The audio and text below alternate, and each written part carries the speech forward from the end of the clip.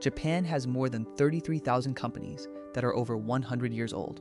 That is not a typo. 33,000. One of them, a construction company called Kongo Gumi, was founded in the year 578. It was building Buddhist temples while Europe was still in the Dark Ages, and it operated continuously for over 1,400 years. Meanwhile, in America, 3 out of 4 businesses fail within their first 15 years. The average American company barely survives 2 decades. So something is fundamentally different about how the Japanese think about money, about wealth, about building something that lasts. And here is what makes it relevant to you. The strategies Japanese families have used for generations are not complicated. They are not exotic. Most of them look almost identical to tricks your American grandparents used during the Depression. Before banks and credit card companies spent decades convincing everyone those methods were outdated. My name is Ivan. Let me walk you through 12 of these tricks. Some of them will feel familiar. Some of them will make you uncomfortable. And at least one of them is going to change how you think about your money starting tomorrow. Number 12, the household ledger.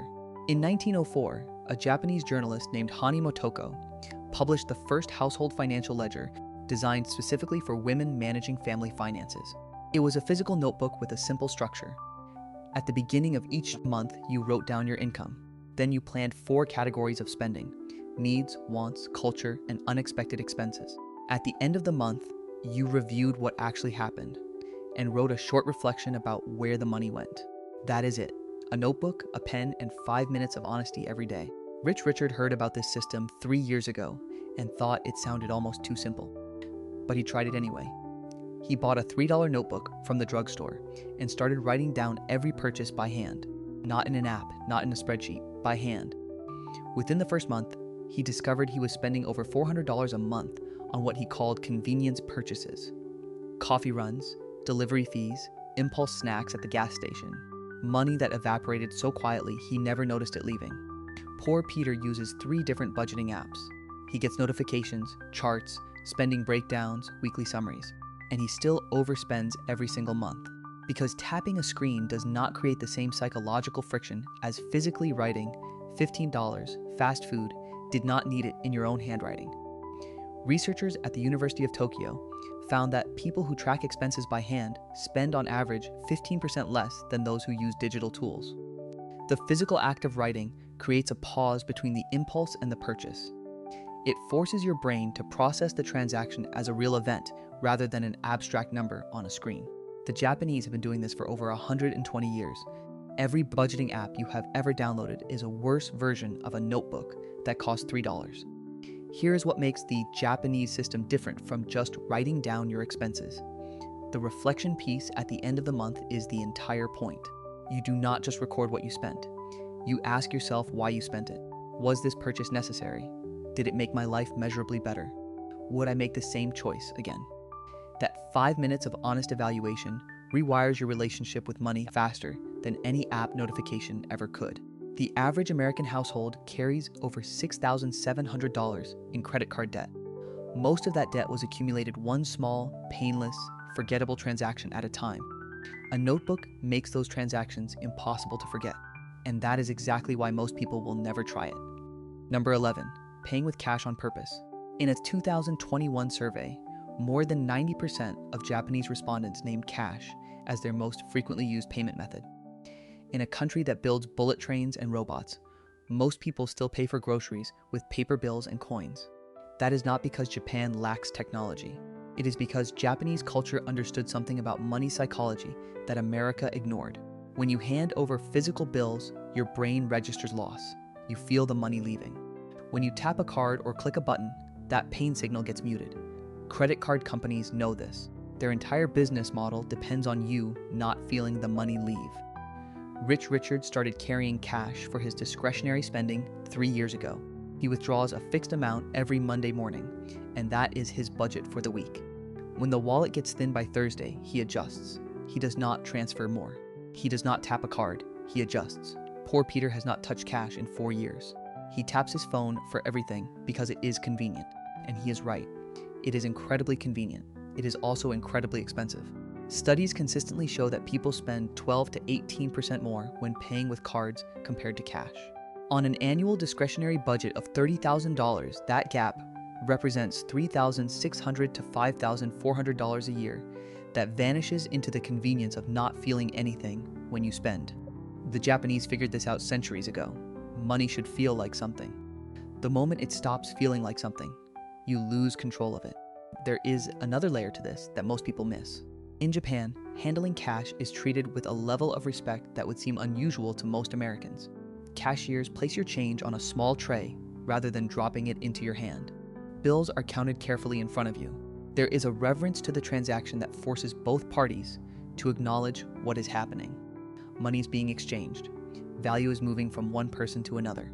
In America, we have made spending so frictionless that most people cannot tell you within $500 how much they spent last month. Ask them and they will guess low. They always guess low, because the system is designed to keep the number invisible until the credit card statement arrives. And by then, the money is already gone. Number 10, community lending circles.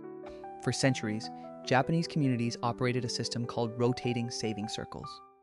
A group of 10 or 15 neighbors, friends, or family members would each contribute a fixed amount to a shared pool every month.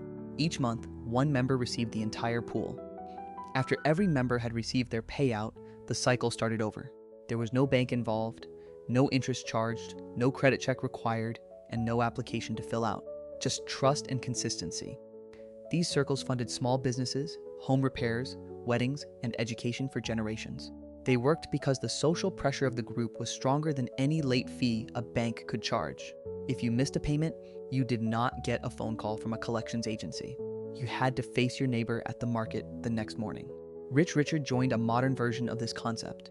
5 friends, each contributing $500 a month.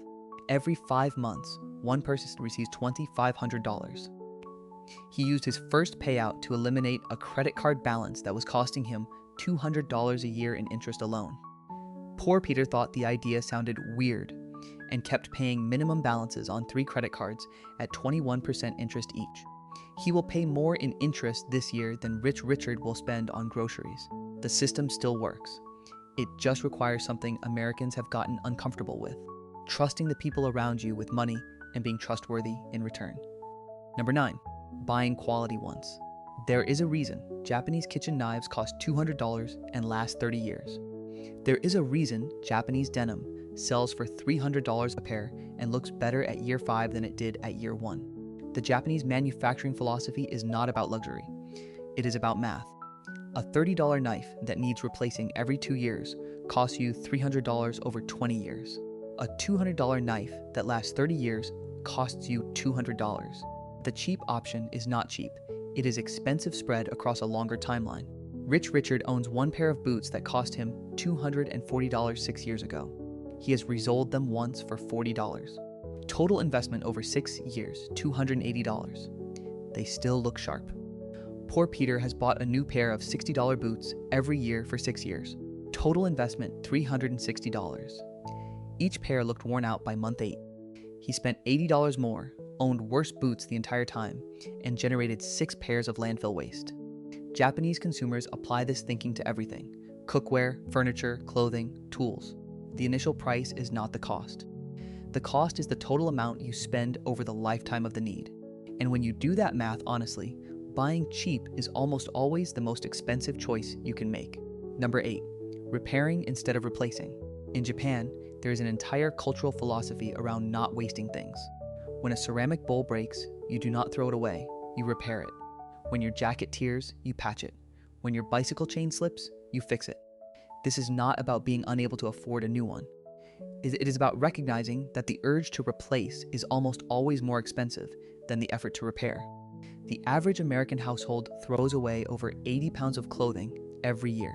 Most of it could have been mended with a needle and thread, a skill that takes about an hour to learn from a free video online.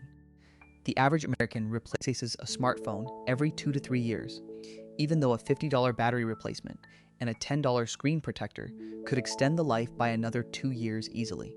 Rich Richard had his washing machine repaired last spring for $90.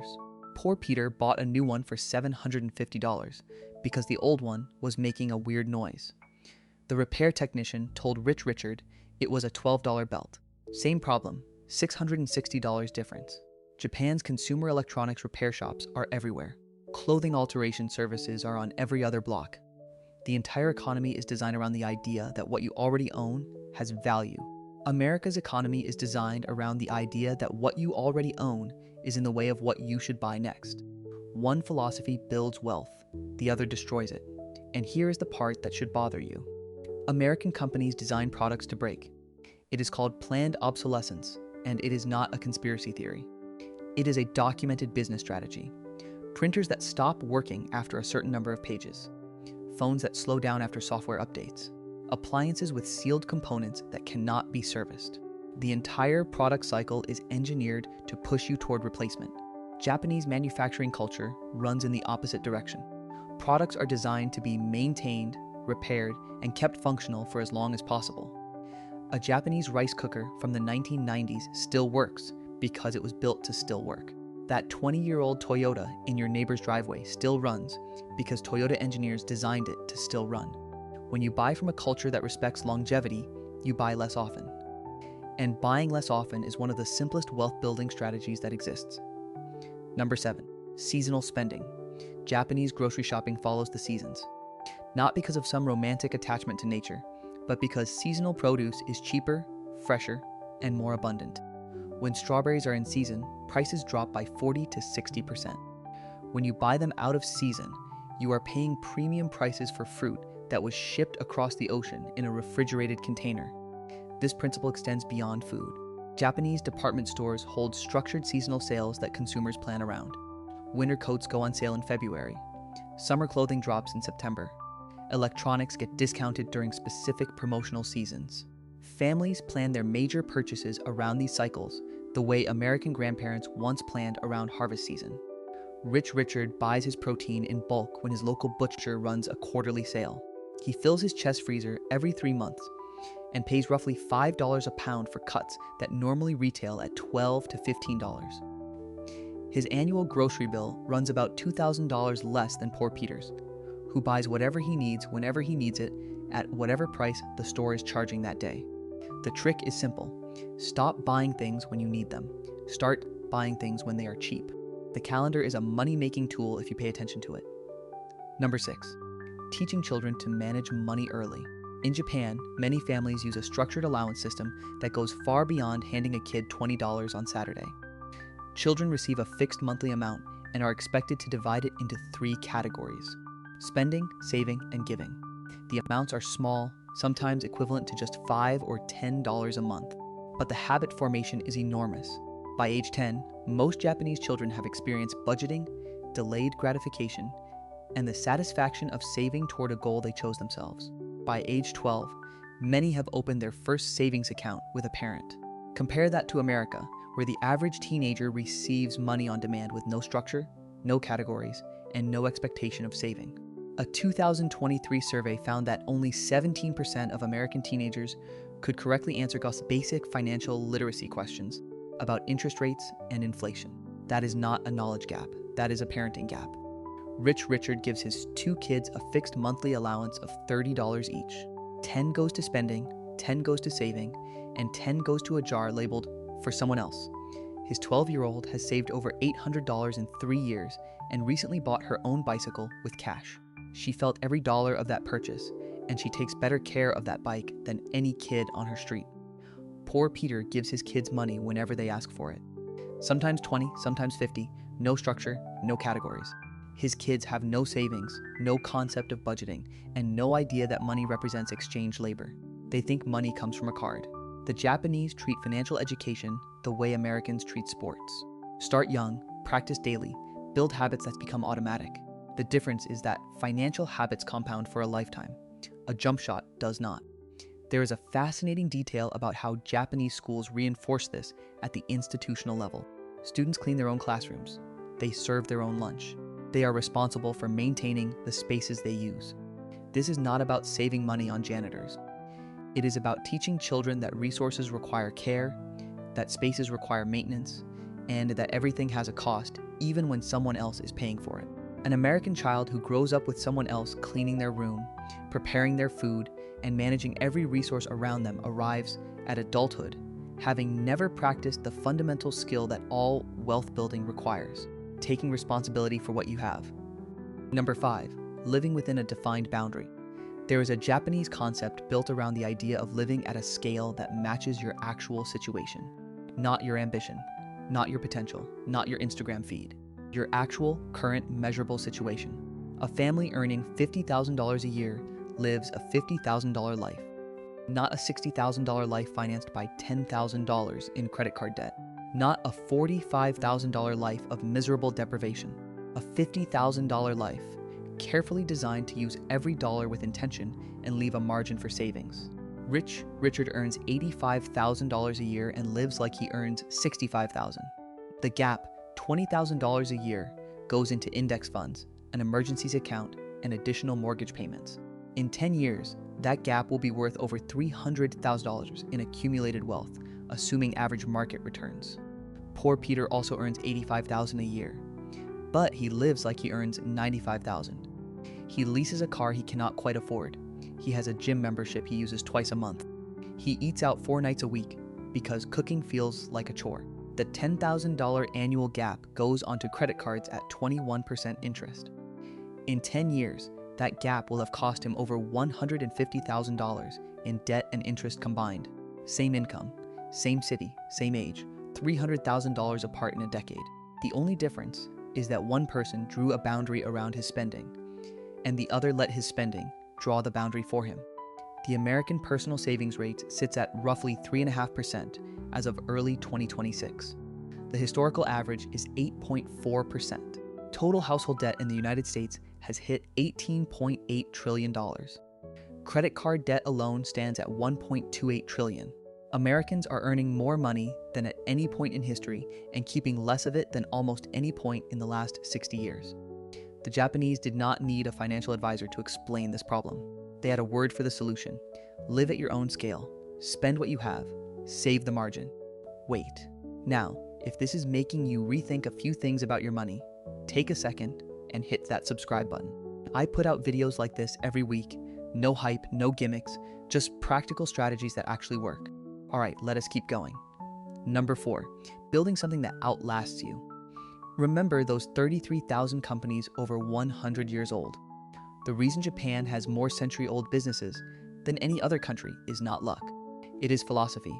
Japanese business culture prizes long-term survival over short-term profit. The goal is not to grow fast. The goal is to still exist when your grandchildren take over. This mindset filters directly into personal finance. Japanese families think in generations, not quarters. The question is not, how much can I make this year, but what am I building that my children will inherit? Rich Richard thinks about money in 20-year blocks. Every financial decision he makes passes a simple filter. Will this matter in 20 years? The index fund contribution will. The new car smell will not. The extra mortgage payment will. The designer sunglasses will not. Poor Peter thinks about money in pay period blocks. Every financial decision he makes passes a different filter. Can I afford this right now? The answer is usually yes, because credit cards make everything temporarily affordable. But temporary affordability is permanent debt in disguise. Japanese families pass down financial habits the way American families pass down holiday traditions. Grandparents share stories about economic hardship that reinforce the value of emergency savings. Parents demonstrate practical budgeting techniques at the kitchen table. Children absorb these lessons not as lectures, but as normal family behavior.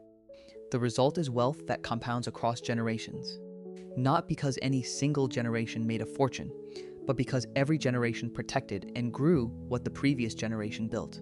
Think about that for a moment. In America, nearly 70% of wealthy families lose their wealth by the second generation.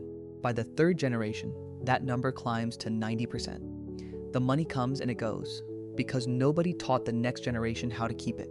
In Japan, there are family businesses that have passed wealth down for 500 years. The difference is not genetic, it is cultural. It is the decision to treat money as a multi-generational responsibility rather than a personal reward. You do not need a family business to apply this. You need a family conversation. Talk to your kids about money the way you talk to them about brushing their teeth. Make it normal, make it expected, make it boring. Because boring money habits are the only ones that survive long enough to build anything real. Number 3, structured automatic investing. Japan's government launched a program in 2018 designed to get ordinary citizens investing in low-cost index funds through small, automatic monthly contributions. The program offers permanent tax-free growth on investments up to 3.6 million yen per year, which is roughly $24,000. The genius of the program is not the tax benefit, although that helps. The genius is the structure. You set up an automatic monthly transfer, choose a low-cost index fund, and forget about it. No stock picking, no market timing, no checking your portfolio every morning. Just consistent, boring, automatic wealth building. By 2024, millions of Japanese had opened accounts. Nearly 90% of participants reported positive returns. The most popular investments were simple, all-country equity index funds, the exact kind of boring, diversified investment that every financial expert recommends, and almost nobody has the patience to stick with. Rich Richard set up an automatic transfer of $500 a month into a broad market index fund 4 years ago. He does not check it, he does not adjust it, he does not sell when the market drops. He just lets the system work. His account has grown to over $28,000, and compound interest is now doing more work than his monthly contribution. Poor Peter knows he should invest. He has been meaning to open a brokerage account for 2 years. He has read 14 articles about the best stocks to pick. He follows 6 finance influencers who give conflicting advice. He has invested $0. The Japanese system works because it removes every barrier between the intention to invest and the act of investing. It is automatic, simple, and designed so that the easiest possible choice is also the smartest one. You can recreate this exact system with any American brokerage in about 15 minutes. Set up automatic monthly transfers into a total market index fund, and then do the hardest thing in personal finance. Nothing, just let it run. I want to make sure this point lands because it is worth more than every other trick on this list combined. The difference between someone who retires comfortably and someone who works until they physically cannot is almost never income. It is almost never intelligence. It is almost never luck. It is automation. The person who automates their investing does it every single month without thinking, without debating, without waiting for the right time. The person who relies on motivation and manual action does it when they feel like it, which is almost never. Japan figured out that the best financial system is one that does not require willpower. Americans are still trying to willpower their way to wealth, and the numbers prove it is not working. Number 2, finding value beyond price. The Japanese cultural framework around contentment is not about settling. It is about accurately calculating what actually makes your life better versus what just makes your life more expensive. Rich Richard took his family camping last summer. Total cost about $300 for the weekend, including food, a campsite reservation, and gas. His kids still talk about the night they saw a shooting star and roasted marshmallows until midnight. It is their favorite family memory of the year. Poor Peter took his family to an all-inclusive resort. Total cost, $4,200. His kids remember the pool was nice. They also remember Dad was stressed about the bill for 3 weeks afterward. $300 bought a memory that will last decades. $4,200 bought a week of comfort, followed by 3 weeks of financial anxiety. This is not an argument against nice vacations. It is an argument against confusing cost with value. Japanese families consistently rank among the highest in life satisfaction surveys, despite spending significantly less on consumer goods than American families. The gap is not income. The gap is the definition of enough. Americans spend over $1.28 trillion on credit card debt, much of it accumulated buying things designed to make them feel the way they already could feel for free. A walk in the park does not cost anything. Dinner with friends at home costs a fraction of a restaurant. Reading a library book is free. Playing catch with your kid is free. The most expensive lie in personal finance is that happiness requires spending. It does not. It requires attention, and attention is free. The Japanese call this finding richness in simplicity. American marketing calls it deprivation, and that framing difference is worth hundreds of thousands of dollars over a lifetime. When you believe that less spending equals less happiness, you will spend your way into debt trying to buy a feeling that was available for free the entire time. When you believe that attention and intention are the actual ingredients of a good life, you stop chasing the next purchase and start noticing what you already have. Number 1, the power of patient consistency. Every trick on this list shares the same foundation. Small actions, repeated consistently over long periods of time, produce results that look impossible from the outside.